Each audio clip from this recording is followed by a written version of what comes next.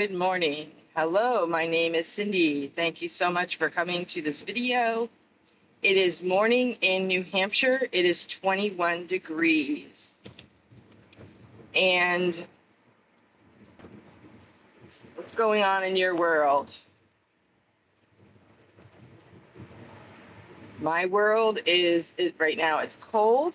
Um, I've been very busy with lots of different things. My goal for this year is to maintain, do not add, and try to do what you're doing, but not I'm not adding this year one more thing, and I just need to kind of like do what I'm doing and not look at trying to do more because I'm like packed out. I'm even looking at doing cutting out some things and trying to get on a better even keel of life. It just kind of added a lot to my plate, and now I need to kind of even it out a little bit. But then there, you got all the stuff in the news and so much stuff going on right now. I was thinking of that phrase in Tale of Two Cities. Tale of Two Cities is it's the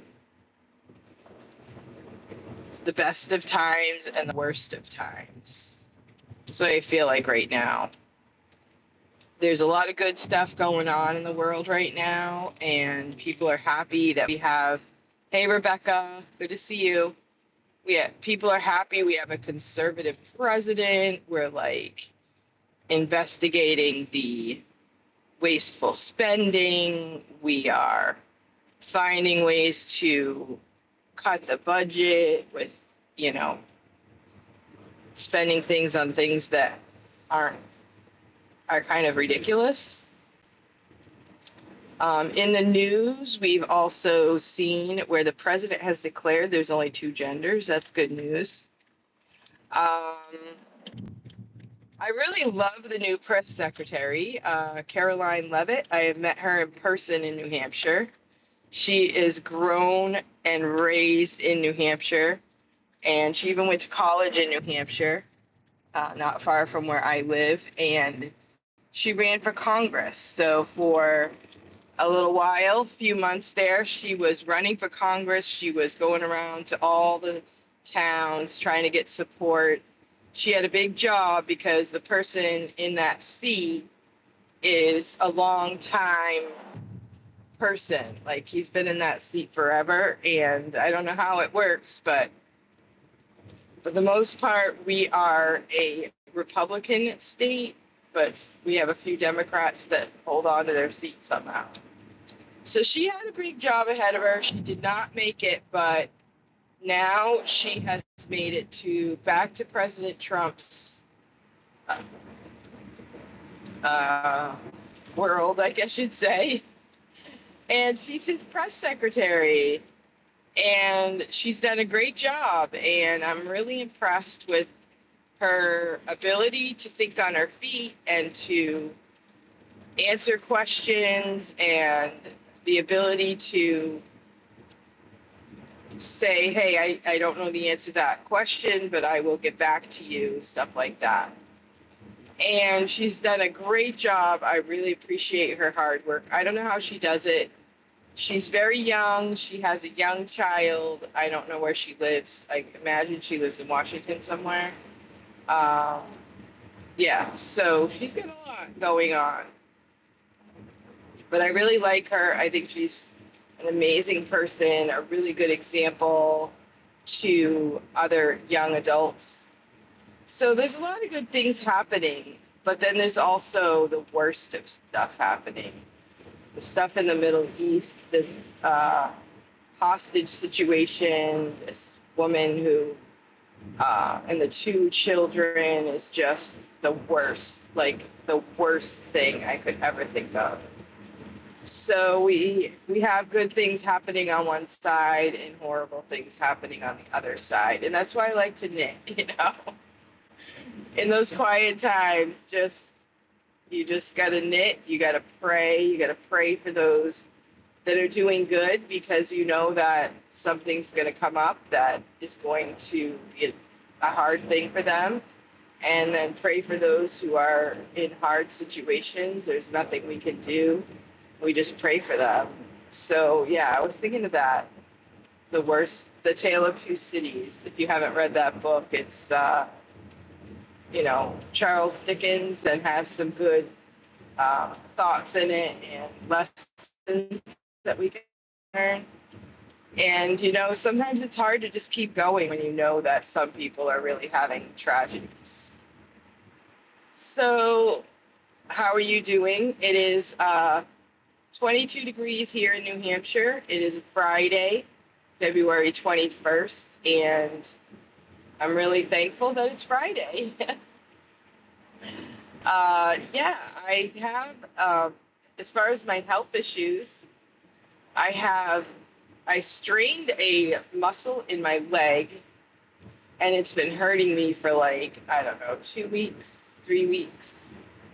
And I've had to take Advil, and just really trying to just, not be overwhelmed with the aches and pains in my leg. But I found this, I'm mentioning it because I found some magnesium cream, and that really helps. So I kind of want to recommend it. If you have muscle aches or aches and pains somewhere, this magnesium cream really helps.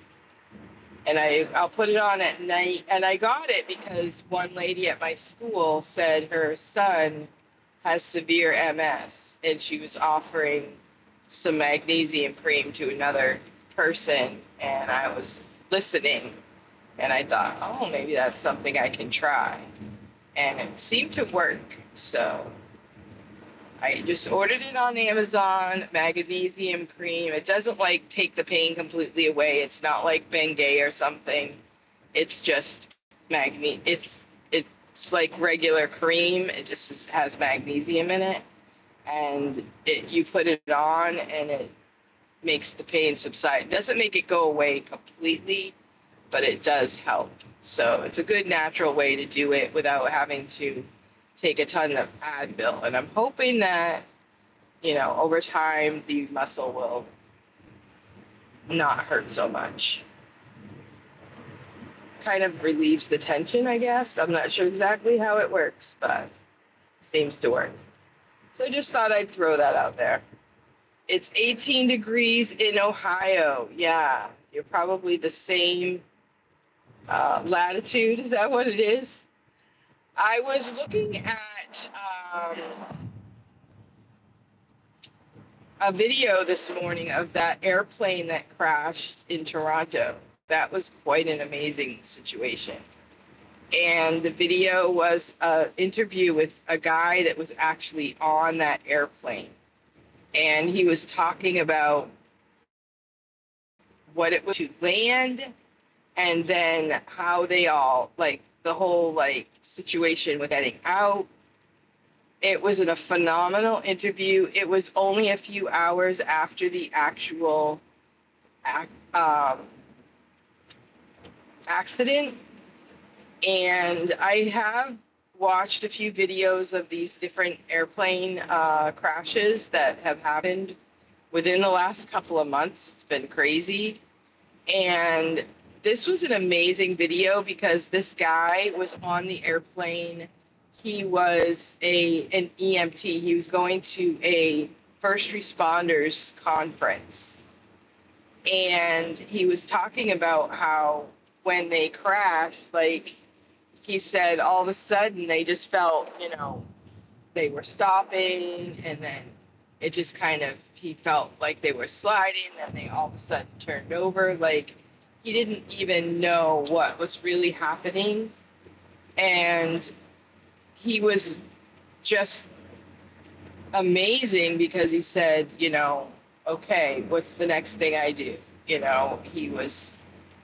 I can't even imagine being in that situation and the shock that you would go through, and what do I do next? And he did say, you hear those stewardesses at the beginning of the flight and they tell you everything to do and you hardly listen.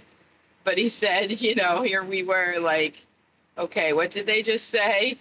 Or, you know, whatever they said, you don't remember it. So he said they were upside down and he took off his belt and of course he fell. And then he looked around trying to help others. And they said that the flight attendants started yelling to them to, you know, what to do. Like, don't grab your bags, just hey, come this way, showing them the way out. And there were 80 people on the plane, and everybody came out alive. Isn't that amazing? That is a good story. And there are a lot of stories about, you know, who the pilots were. I did see a commentator say, you know, we might think it was the pilot's fault, but it could have been the airplane. It could have been something wrong with the airplane. So don't make your summations quite yet. So I thought that was fair. But I'm glad that they all survived, but I'm sure they're all going to have PTSD for sure. So that was quite a story. That was a story that was recent, ended up upside down. Now, there are so many, I don't know, I still think people are flying, still trusting the process that it's a safe way to travel, even though sometimes there are accidents, as in any type of traveling. So, you know, prayers for all of those who were in that airplane, that they would find safety, get to where they need to go, and be able to process all of this. And so are you planning any? Thank you for making me realize I'm not a complainer. It's 31 degrees in southern Texas. Wow. Southern Texas. I thought it was supposed to be warm in southern Texas. I did see something in the news that said that this week was going to be cold basically all over the country. So I know that people that live in the South that aren't used to this cold are, you know, it's cold. I don't really like to be cold personally.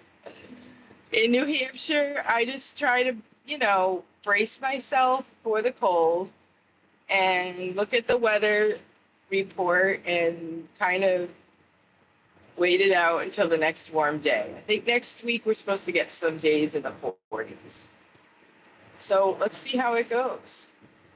And yeah, so thank you guys for coming to this channel. The sky is really pretty today. It's like cloudy with the sun is just kind of poking through the clouds. And I see lots of great views in the sky today. That's what I started this channel, or the videos, the morning chats, to just kind of share my morning drive. Now, I spent over 25 years as a stay-at-home mom, teaching kids, homeschool, whatever, and I love the mornings with my kids, and I miss all the little faces. I miss them coming into my room and giving me hugs in the morning. But I didn't also get out in the morning to see the sky and everything, so that kind of is fun for me to get out. I am not really a morning person. I am totally not a morning person. But I do like it when I get out in the morning, even though it's hard for me to get going. I do like it once I do get going. And I love to travel. I love to travel, to see new places. Last year, we were able to go to Indiana. We went to Georgia in the summer. And along with Georgia, we went to South Carolina. We have family in Virginia, so that was really great. And so I do love to travel. And this summer, I'm hoping to do a little bit of traveling. I don't know exactly what I'm going to be able to do. I'm hoping that the airplane prices come down because I would like to go visit my daughter in Indiana. A few other things I'd like to do, but we'll see. So thank you so much for coming to this video, and I do hope you have a great day. I hope that you can, take some time to pray and ask God to guide you through the day, as well as praying for the hard things going on in the news, praying for the president, praying for, in New Hampshire, praying for our legislators. They're making lots of rules right now, and there's lots of committees discussing lots of different issues.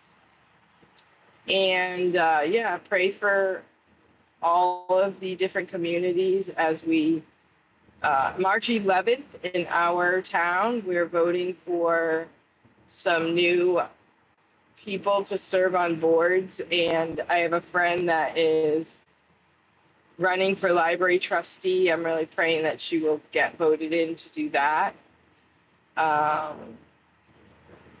So prayers for your locals, prayers for our leaders, prayers for the world. The world needs prayer every single day. I used to love it in college. Went to a Christian college, and we would go to every evening after. That's a really good thing. Maybe I should start doing. After supper, we would go to what we called Mission Prayer Band, and we would go to this chapel, and there were different people that were leading the prayer time for different countries. So you would go to a country. So say I wanted to pray for Russia, I would go to the person that had all the folders for missionaries to Russia or different prayer requests that were for Russia. And we would come together and we would pray for them. So I prayed a lot for Russia when Russia was behind the Iron Curtain, as they say. And I was able to see how, when that Iron Curtain was taken down, theoretically.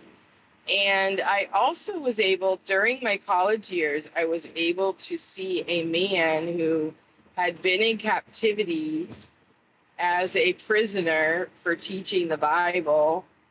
He was able to come out and he came to America. His name was Georgie Vins. Not exactly how to spell it. If it's George E. Vins, something like that. And he came and I saw him in person. So that was pretty cool. But Russia was one of the countries that I like to pray for because they were under communist control. And so that was interesting. So, yeah, I'm thinking right now that would be cool to make up some papers of different missionaries in different countries to pray for. I have a friend in Honduras who's doing a great work for children at an orphanage. And he has adopted many of the children. He built a house and he's adopted many of them. And so he has done a lot of work there. So we pray for him. We help support him financially a little bit. He's an amazing person and he's doing a great work for the Lord. He has started many churches and teaches Bible to many people. And he does it all on a very low budget. So he's a great guy. So I am actually going to school, and so I'm headed out and just kind of chatting. It's a beautiful morning. It is now 24 degrees, and I'm hoping that the weather is going to get warmer today and as we go along. It is now February 21st. So next week we have school vacation week. So I think it'll be time to do some housework, do some cleaning, decluttering, maybe start some seeds for the garden and regroup so that we're ready for the following week, which will come quickly, I'm sure. And the beginning of March is coming, and we're on our way to spring. Can't wait. All right. Well, thank you guys for watching. Thank you so much. And thank you for giving this a thumbs up. And I hope to see you again soon. Have a great day.